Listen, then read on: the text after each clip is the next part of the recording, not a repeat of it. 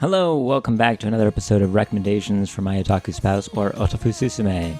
I'm Wes. Jenn Smash! Perfect. Let's get started then.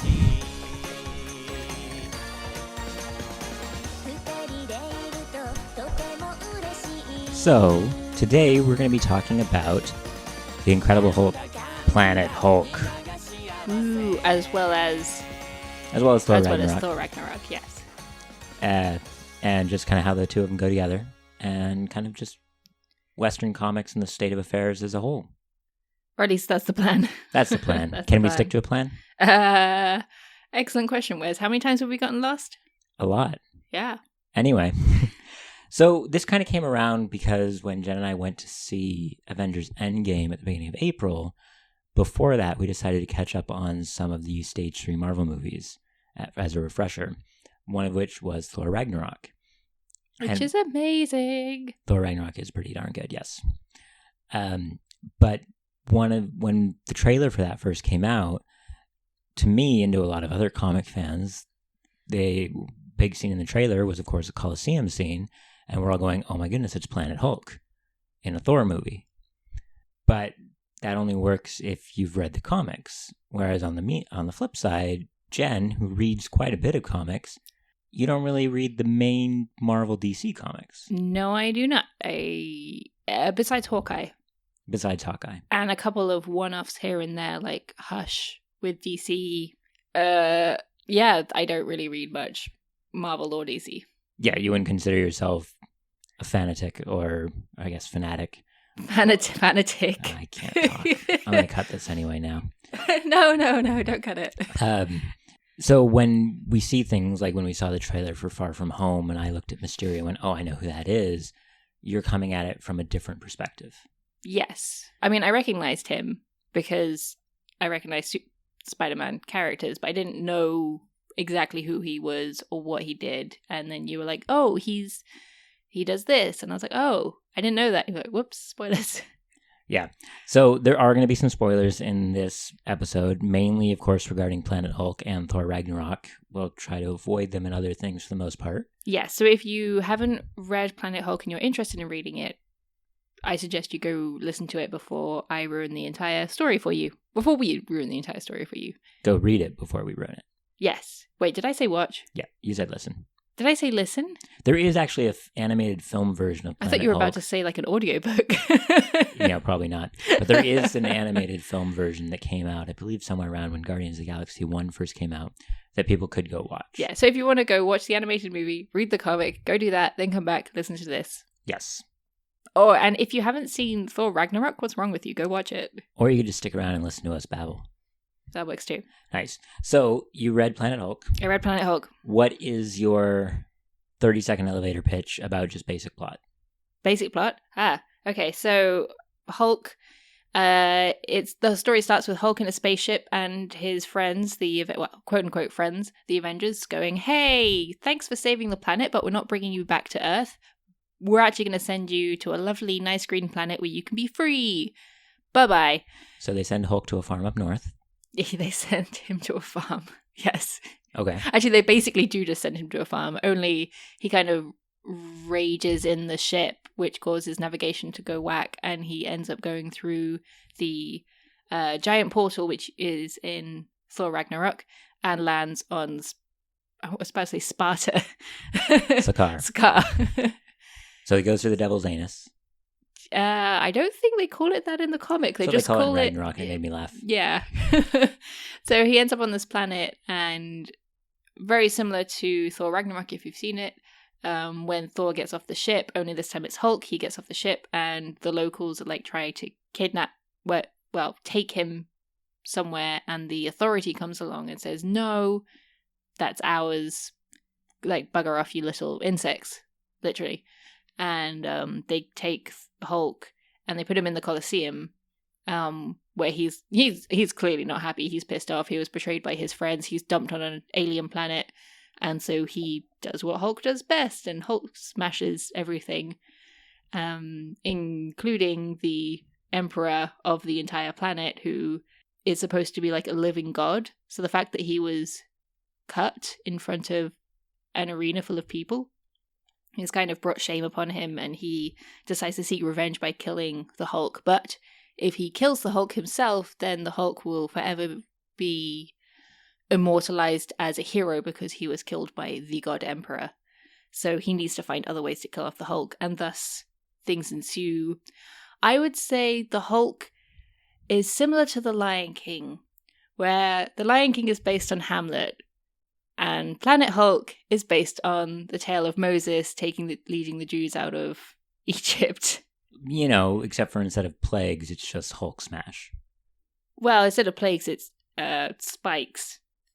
Zombie-like parasite creatures. So actually... That's more Half-Life. That's true. So it's like Moses crossed with Half-Life. Crossed with Gladiator. Crossed with Gladiator. With the Hulk. So there's our basic premise. Yes. Hulk land, Hulk smash, Hulk fight evil red man. And Hulk accidentally frees the entire slave population of the planet and revolts against the God Emperor. You know, it happens. Yeah, he's not exactly happy about it. He doesn't really want to. For you, it was revolt. For Hulk, it was a Tuesday. So, what were the positives that you took away from the story? What did you like about the book or its presentation or its story or any of that? I liked how the Hulk, because it basically is the Hulk story. Banner isn't really in it. There's this great scene, though. There's like a dream sequence where the Hulk is kind of battling Banner, and he's kind of dealing with his internal demons and his anger against being betrayed by his friends. And Banner's like, yay, I'm finally beat you because I always win because I'm better than you because I'm not a monster. But the Hulk, like, you see throughout this comic that the Hulk isn't a monster. He just thinks he is because everybody tells him he is, even Banner. And that's why he hates Banner.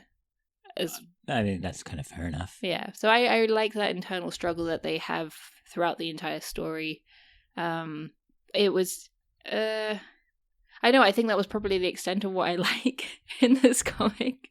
That's fair. I mean, then that can be a good takeaway. So, for you reading a Hulk story, it's less the Hulk smash and more the philosophical debate, to borrow the phrase from Hunchback of Notre Dame. What makes a monster or what makes a man? Yeah. Sing the bells, bells, bells, the bells, bells, bells of Notre Dame. There was less bells in this book, but yes. Yes. I don't think there were any bells. Anyway, yes. I did enjoy parts of it, but it was a very typical story of tyrannical leader just doesn't really care about anyone under him, murdering everyone and kind of acting in a very selfish way, and then comes up against the Hulk, which can't be killed. And I don't know, I felt the villain was very tropey in that sense. He was a very stereotypical villain. Well, they definitely don't spend a lot of time fleshing him out. No. They need a villain for the Hulk to fight against. Yes, and that's what he does. And he's willing to play that role. Oh, yeah. Because he's made for that role. Yes. Yeah. So I guess that kind of leads us into, what were your negative takeaways from the book? I don't know. Okay, so I felt the art was a little busy for me. Okay. Like, it wasn't, like, I think the art's gorgeous, but it's very typical DC Marvel style of artwork, which just, to me, is sometimes a little busy. There's just a lot of thick line art and a lot of rough, like, it's kind of, I don't know how to describe it. Like, I think maybe it's because I'm so used to reading manga a lot that has a very clear picture, unless it's very stylized. So DC does something now, or they did, I don't know if they're still doing it, where they would release essentially greatest hits of certain characters in black and white. They do it with just the line work, but without any of the color work. Do you think you'd prefer that? I don't know. I'd have to give it a go. Okay. Oh, maybe it is just, as I said, I'm so used to manga. It was something different that I haven't had in a little while, because I haven't read a Western comic since we moved to Japan. Fair enough. And I'd also say, like, speaking of art, because this kind of feeds into the artwork, but also the story, is the fact that this story only has 2 female characters. They don't really talk to each other. They're both very sexualized and kind of one-dimensional. Actually, I think most of the characters in this were also one-dimensional. They're drawing on a page. They're two-dimensional. Thank you. It is definitely, they could spend more time on backstory and less on smashing. Backstory, because each chapter is only 20 pages long, which is the thing that Western comics have, is that they're very limited with what they can tell in a single floppy issue. And so, like, there is backstory for pretty much every central character who hangs around Hulk, but there's not really much time to develop on their characters throughout the story, except for probably one character besides the Hulk who actually develops, so we can talk about him later. And one of the female characters is Kyra, who is the Red King's, the Emperor's lieutenant, and she is very much of a she's almost as powerful as the Hulk. Like, she holds one of his punches at one point. And through their fighting, somehow she develops feelings for him. And which is just, it felt to me like it was very much out of the blue, and very much a case of, because she's a woman and he's the Hulk and he's the hero, she needs to fall in love with him. The Hulk's not really usually a romance interest, though. No, which they kind of touch upon in his whole dream sequence where he's remembering the loss of She-Hulk. That wasn't She-Hulk, but okay. That wasn't She-Hulk? No. But she was green. Wow, all green people are the same to you? Maybe. Okay. We're learning a lot about Jen. I told you, this is actually the first Hulk comic I've read. You probably should have started with Hulk Gray then, but that's okay. and I say that now because of what we talked about, where Hulk Gray is going to focus more on the emotional, the struggle as opposed to just smashing. So getting back to my original point is that she, for some reason, falls in love with him, as it was kind of an offhanded side narration by her, and then in the next chapter, the Hulk saves her, and one of the other characters goes, "Oh, he won't be able to top that on the next date," and it's like, wait. They're dating now, but they're kind of in the middle of a revolution. Wait, what? And then at the end of the story, she does like a complete 180 from incredibly powerful lieutenant to kind of useless, motherly, caring character. And then, yeah. Like, in a way, I think that's kind of good for the Hulk, because at the end, she and him marry, and she becomes his queen, and she's pregnant, and he kind of realizes, like, he starts to learn to let go of his hate, until the other part that I don't like about this comic at all. There's more to life than smashing. Well, yes, like smashing his wife. Another part, you were saying. Yeah, well, I love stories that have a good conclusion, whether it's happy or just satisfying, but this one didn't have either, and I have to ask, why won't they let heroes be happy in Marvel and DC? Because they need to continue the story. I know why, but why? It's one of the things that kind of has put me off DC and Marvel for so long. Ditto. No, I think it really comes down to that it's easier to continually tell the same story. Yeah. And you need your characters to be in the same place at the beginning of each story, so they keep hitting reset buttons. It's so annoying. And I think that's also what I don't like about the fact that the female characters are very one-dimensional. Damn it, Wes. Victory is mine. One-dimensional, and the fact that the Hulk kind of, I love his emotional struggle, but then, so at the end of the story, he saved the planet, they've killed the Emperor, him and his queen are going to have a baby, and everything's fine, and then his ship randomly explodes and causes a worse than nuclear apocalypse that wipes out literally everyone on the planet except for Hulk. No, other people survive. Okay, a few other people survive who were off planet, but everybody who's on the planet gets killed. Like, all of the people that you have, well, almost all the people that you have built an emotional connection with up to that point, and that the Hulk is finally being treated not as a monster but as a savior and as a real, not human being, but as a real living being, and they kill them all because, as you said, they just need to create a reset button and get him angry again. And it's like, why? Don't just let him be happy. And it's interesting because, you know, we were saying we're going to tie this back to Thor Ragnarok, which I will in a moment, but when you look at the Hulk character in Endgame, he's not big angry Hulk. No, I like that. And it worked well. Yeah. Or if they make another Hulk standalone, are they going to have to undo what was done in Endgame so they can have angry Hulk, or are they going to go with Banner Hulk? What's going to happen there?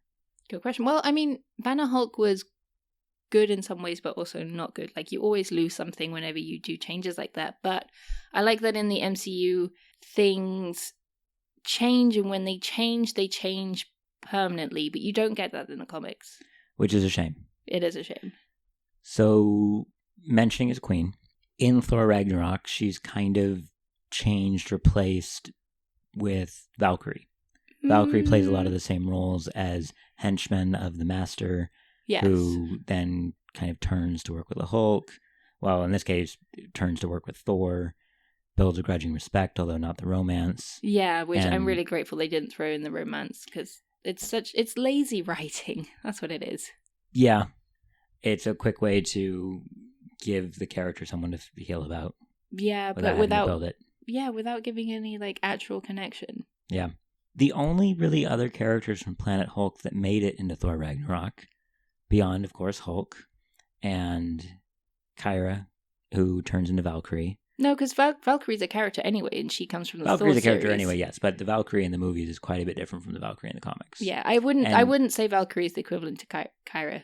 I think she plays a lot of the similar roles. Similar roles, but I wouldn't say they're equivalent, as opposed to, I'm guessing you're going to say Meek and Korg. Meek and Korg. Who are literally taken from Planet Hulk and put into Thor Ragnarok. Yes, they are fellow slaves in the Colosseum gladiatorial fights, hoping for their freedom if they can win enough. Yeah. And they're direct copies, aren't they? No. Oh. And you knew that. Maybe. Are you saying that I'm leading this conversation in ways that I'm hoping it will go? Yes, I am. Oh, fair enough. That's how I roll. Yeah, so they're quite a bit different from how they are in Planet Hulk. Yeah, Meek and Korg are my least favorite characters in Thor Ragnarok. They're just so annoying. Well, Korg is. Meek doesn't do anything. But I feel bad because I know that Korg is played by the director, but he's really annoying. Yeah, it's a problem I've had with some of the Marvel movies where they can sometimes be a little too quick to try to toss a joke into a situation. Yeah. And Thor Ragnarok was more tongue-in-cheek, which is just bleeds through the theme in every way. I mean, from the start when Thor is stuck in the chain, spinning around. He's like, oh, hold on a minute. Okay, I'm back. So you do get some of that, and I think that you have to pick your fights about where it goes. But I preferred Korg and Meek to, what was his name? Karl Urban's character. The guy who takes over for Heimdall with the 2 AK-47s. Oh, yeah. Or M16s or whatever they were. Yeah, he was... Yeah. It was a shame because he seemed like he could have been a good character and they just turned him into a bit of a slapstick. Yeah, I liked his... It's stupid because I like his character arc that he goes through from cowardice to hero. I just wish they didn't make him an idiot. Yeah. And for Korg and Meek, because I'd read Planet Hulk before going in, when I saw them, like, oh, there they are. And then the characters were just totally different. Well, totally different. They've got the same names, and one's a bug and one's a rock, but... That's about it.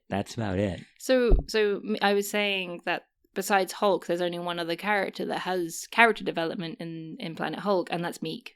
Yeah. Meek is the second main character besides the Hulk. He starts off in the Colosseum with the Hulk, and the Hulk accidentally saves his life, and then keeps accidentally saving his life. And him and Korg and a couple of others kind of form the main rebellion group, or accidental rebellion group. And he sort of goes through this very emotional journey where he's a coward, and then he learns how to fight and defends himself, and he finds, his brothers that he thought were dead, and he goes through a sort of a metamorphosis, so both physical and mental development into this strong warrior who's very much a kill all pinkies, because pinkies is kind of the slang for the humanoid creatures that take over their planet that Hulk accidentally lands on. And just there's this very he is so important, and then in the movie he's a little voiceless insect that accidentally gets killed at the end. Oh wait, he's not actually dead, is he? I think he is. No, he's not, because he's back in Endgame. Is he? Yeah. Oh yeah, he shows up riding on his shoulder or something. Yeah. I don't know. Yeah, he's got knives for arms or something though. And that's it. Yay. Yay. And then Korg was just a comic relief. Yeah. When he's a very serious priest. Well, no, he's not a priest. He's very religious. Yeah. For his rock religion. Yeah. Having now read Planet Hulk, would you have wanted to have read it before seeing Thor Ragnarok? No. Yes? No. I don't know. Do you think reading it has added anything to the Thor Ragnarok experience? Yeah, it's made me dislike Korg and Meek more. Okay. But I like Thor Ragnarok because it has a happy ending as opposed to Planet Hulk, which really doesn't. It kind of has a happy ending. Oh yeah, that's true. Asgard's destroyed in front of them. Yeah. He loses his eye. That's actually part of that's one of the major down points of Korg for me, is you watch Asgard get destroyed, and then he immediately is like, whoops. And he makes some stupid joke about it. Yeah. That annoyed me. You gotta let your emotional punches have impact before you immediately soften the blow. Yeah. So do you think then that reading Planet Hulk has taken something away from Thor Ragnarok? Because you just said it made you dislike two characters more, but they weren't really major characters. Well, not really, because I mean, Planet Hulk, Thor Ragnarok clearly takes elements from Planet Hulk, but it's not Planet Hulk. Okay. It is Planet Hulk, but it's not. And vice versa. Well, not even vice versa, because Planet Hulk came first. They're two very different stories. Yes. And if you... I would say give Planet Hulk a read, even though I just ruined the whole thing, if you haven't already. Because it does... I know it just tackles a very similar story, but in an incredibly different way. Like in Thor Ragnarok, the... what's his name? Dave Goldblum's character. Jeff Goldblum. Oh my god, yeah, Jeff Goldblum. Dave. So Dave's character... I am great with names. Dave plays Drax in Guardians of the Galaxy. Wait, his name's Dave? Dave Bautista, yeah. Oh, okay. I am amazing with names. Clearly. So obviously that character is very different. He's not a tyrannical overlord who murders everybody. Well, he is, but not in the same way. Well, the Sakaar in Planet Hulk is very different from the Sakaar in Thor Ragnarok. Yes. Everything about it, barring the Colosseum fight. Yes. Actually, I guess it's only really the similar thing is that the Colosseum fight. Oh, well, actually, no, even that's very different. They're just different stories. You got to read it for yourselves if you're interested in a new take on similar themes. But even the themes are completely different. There are so many parallels between the two, but they're so drastically different. True. Would you say... I mean, it's pretty clear that a lot of people who read the Marvel comics go to see the Marvel movies. True. And people who don't read the comics go to see the Marvel movies. Does watching the Marvel movies make you want to go read more of the comics? Not really. No. And I think that's a big problem that Marvel has right now. Yeah. In that they want to send the comics. It almost feels like they don't because they're doing so badly with it. Yeah. But it's clear that the characters are still popular. Yeah, but I think the problem most people have, it's probably the same problem I've had with DC and Marvel all of these years, is I have no fucking clue where to start. That is the major problem, I think. You were mentioning both Western indie comics and Eastern comics earlier. And if someone goes to see Hellboy, which just came out and got panned, or Scott Pilgrim, which came out a decade ago or whatever, and has Captain America in it and didn't get panned. Actually, that's a great point. Scott Pilgrim made me want to go read the comics, and I bought all 6 because of the movie. And it's got an easy starting point. And it's got an easy... I think that's it. It's because it's got an easy starting point. Start, finish, done. 6 comics.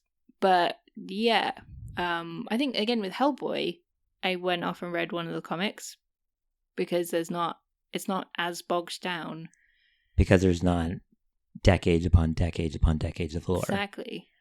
So do you think there's a way that Marvel can somehow bridge that gap or do something to try to get the moviegoers to read their comics? Or do you think Marvel comics are just going to slowly atrophy, leaving just their multiple billion-dollar movie empire?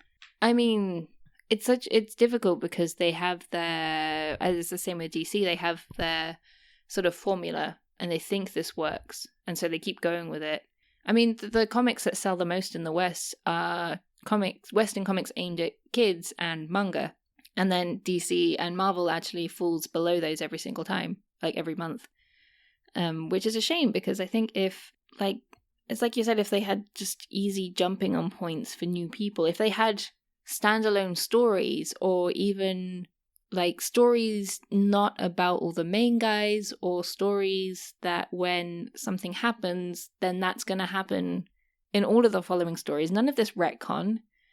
If Superman is dead, then leave him dead and have somebody else fill his shoes. Like, Hold on. So you're telling me that when Superman dies, we can't replace him with Black Superman, Young Superman, Cyborg Superman, and then have them all fight until regular Superman comes back with a mullet to take his place as Superman? No, because if he's dead, leave him dead. And why do they have to fight? They're good guys. Cyborg Superman wasn't. He was, okay. But that actually happened in the comics. I guess from the way you were talking about it. Yeah, comic characters don't stay dead, which I think is a problem because they're so interested in retelling the same stories that they can never tell something new. Yes, which is just a shame because I'm pretty sure there are so many creators out there who want to tell a good story and who want to tell a contained story, but, you know, limited, as I said, only 20 pages floppy compared to the probably like 30 plus pages for a manga. And manga always have like a start to finish. They never have all of these ridiculous crossovers. I think that's another thing, is there are so many crossovers that even like at the start of Planet Hulk, it was like it started at the end of another story that I hadn't read. I could kind of get the gist of it, but evidently I needed to read that too in order to get more of the emotional impact from the Planet Hulk. But it doesn't, like, I have no idea what that comic is or how to get into it or where to buy it or if it's any good. Like, it's just too much going on. It is, yeah, and there's always too much going on. And crossovers are, in my opinion, the worst part of Western comics. Nothing gets me out of reading a comic quicker than a giant multi-title crossover. And if it's something small, like when one of the big Spider-Man events happens and they take Spectacular Spider-Man and Amazing Spider-Man and Friendly Neighborhood Spider-Man, which is currently running and is amazing, and they mix them all together for a Spider event and then spin the books back off. Or if you take Green Lantern and Green Lantern Corps and mix them together and then spin them back off, that works. But when you take every title you're running and throw it into one giant super crossover event that no one can make heads or tail of, it's always garbage. Which I actually think holds true for the movies as well. I think the weakest movies in the MCU were easily Age of Ultron and Civil War. Yeah. So I mean, but then again, Infinity War, I think, was a major crossover, but they managed to pace it a lot better than they did with Age of Ultron. Well, they took 2 movies for it. And I think it also kind of worked as you were saying, an ending. Yeah. In comic books, a giant crossover is never an ending. It's just another stop. Oh, that's true. And again, they can never, like, as I said, they like, the superheroes can never be happy. Conclusions can never be made. People can never stay dead. Unless they're women, but that's a whole other kettle of fish.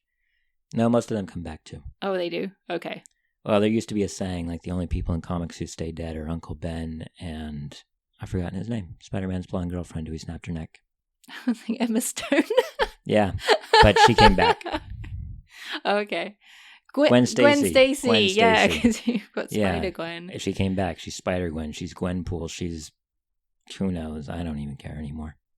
I don't even think Uncle Ben came back at some point. No. As a rice. No, I think he actually did come back, though. But it's... Yeah, so do you regret reading Planet Hulk? No. When I think about the things that we've watched that I do regret watching, compared to that, no, I don't regret reading Planet Hulk. Having read Planet Hulk and watched Thor Ragnarok, and I know you've read Infinity War, which you read actually quite a bit before the movie Infinity. Oh yeah, like that's actually one of the few things that you recommended to me that I actually read before we started this podcast. Yay! And that one stayed a bit. And Hush was good. But that one wasn't based on a movie. No, but it was as one-off. Would you be interested in reading more comics based on the movies, or would you be interested in finding ones that are more one-offs? I think more one-offs. One-offs. Well, like I said, I read Hawkeye, and I think I like Hawkeye because it's not tied in with everything else. At least as far as I'm aware, it's not tied in with everything else. Although now they've announced the movie. Wait, is it going to be a movie or a TV show? That's it. They've announced a TV show, which from the looks of the design is going to be based on the comics. Okay.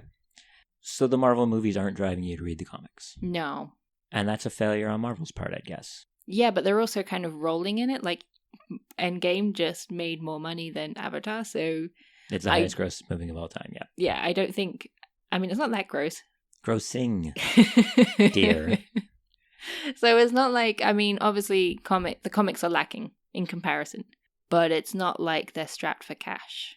Well, it's not like Disney's strapped for cash, because Disney's the one who owns them all now. True, and Disney should put more money into the comics. Yeah, it's throwing good money after the bad at this point. Unless the comics can show a willingness to turn around, it's not going anywhere. True. And I guess with that might be where we leave this episode. Wow, way to bring it on a downer, Wes. Oh, sorry, an up Just note. like the end of the comic. An up note. Spider-Man Far From Home was great. Oh, it was so good. And everything else they announced at SDCC, I don't really care about at this point. Oh. So, there we go. Wait, we just said on a downer, Wes. Oh, my bad. Anyway, thanks for listening to Recommendations from My Otaku Spouse, or Otafu Susume. You can find more of our episodes at annabroscreative.com, or follow us at Twitter at annabroscreative. As well as our brotherly and sisterly podcasts. Well, that's ancestral. What? No. Oh, God, no. You can find Real Japan, which talks about live-action manga adaptation movies, and you can find... Anime adaptation movies. Anime and manga, whatever. They're different, Wes. Oh, my God. Blade of the Immortal never had an anime. It had a manga, enough. And they watched the movie for it. Fair enough. Anyway, and you can also find Annie Bros Prime, where they talk about just pretty much normally the latest anime that's going on, and then random stuff, and get history facts horribly wrong. Latest anime, like Evangelion, because 1995 was just last year. Well, it did just... They were specifically talking about the Netflix special that re-aired.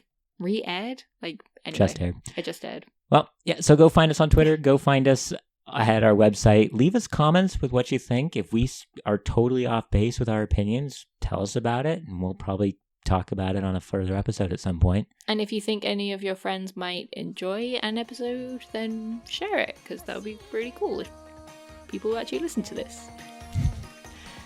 We can dream. Well, you can't. I sleep like a log. You never dream.